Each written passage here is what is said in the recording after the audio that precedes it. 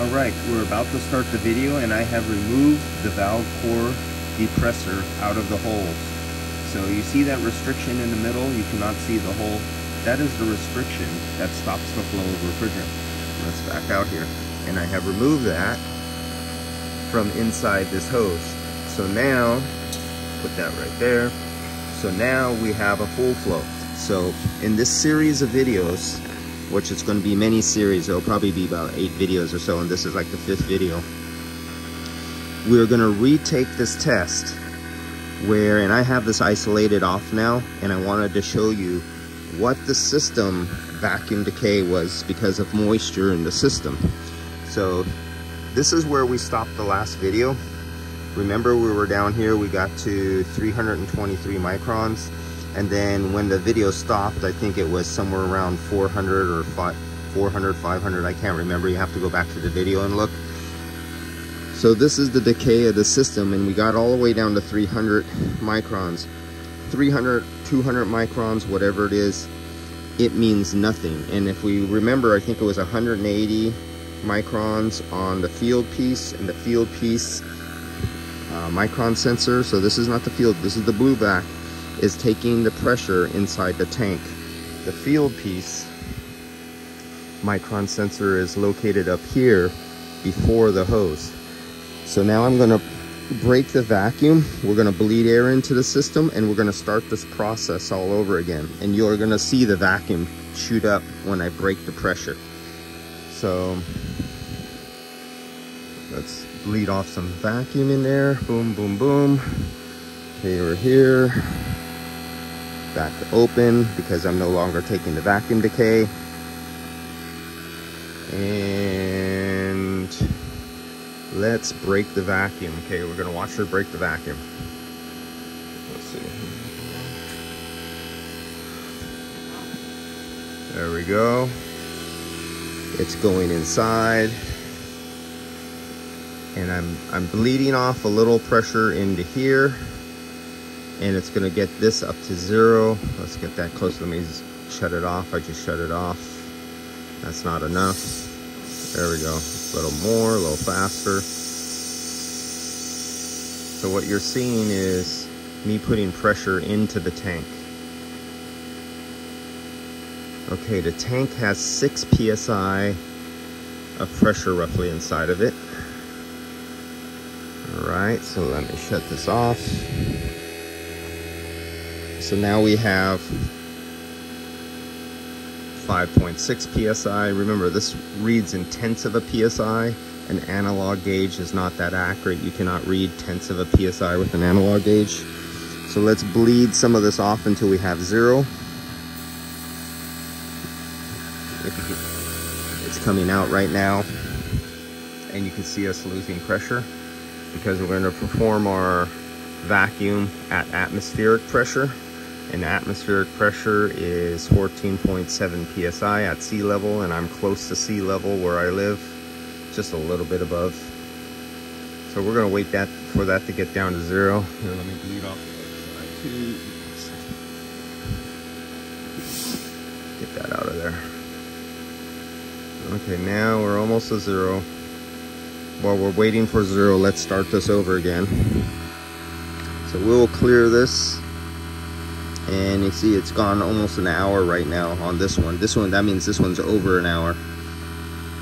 So we'll start that over again. No, not that. That's for the light up there. Don't need that one. Ambient temperature. Okay, we're at 0. It shows 0 right there. Let's get back to our linear. We're back to our linear. Let's clear all trend values. Yes, it's cleared. So now we're zeroed out here, and we're zeroed out here, and we're going to start these tests over again. So let's close this off. Okay, we're open. We're zeroed out here. Oh, it would be nice if our battery saving mode did not shut us off. We're 0, we're 0. Okay, let's open the vacuum. Okay, so we're at 4 minutes and 5 minutes exactly. Let's open up the vacuum. And we are now drawing vacuum in the system.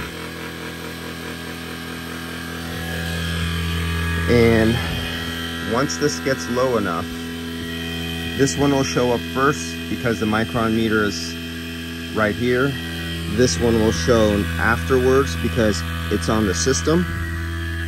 And we'll start to see it read. Right now it's not reading because it's not into a deep vacuum. It's not reading because it's in, oh, we're getting something right there. See, 120 went from 176 to 120. Still nothing right there.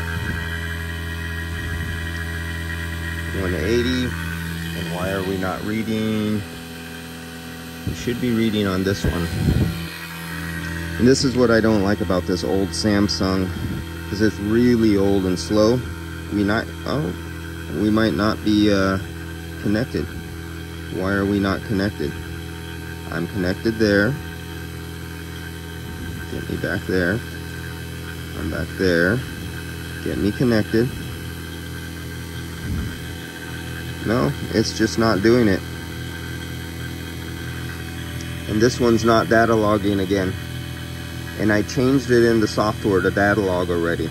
And now it's not data logging. It should be right here. See where it says 24? Right now there should be a line going down right here. And neither of these are data logging right now. Even though I can clearly see the tank is reading, but it's not. Yeah, neither of these are data logging. That's really nice. Ah, there it goes. Finally going. Man, that was slow. Ah, there we go. That was my 0 point where I started. There's 1 minute. There's 2 minutes. And remember, on the video here, we started at minute 5.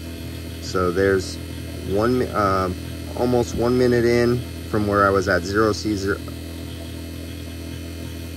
We're in 3 minutes, and we're at 2200 microns. Over here at 7,700 microns. But I'm still not data logging here.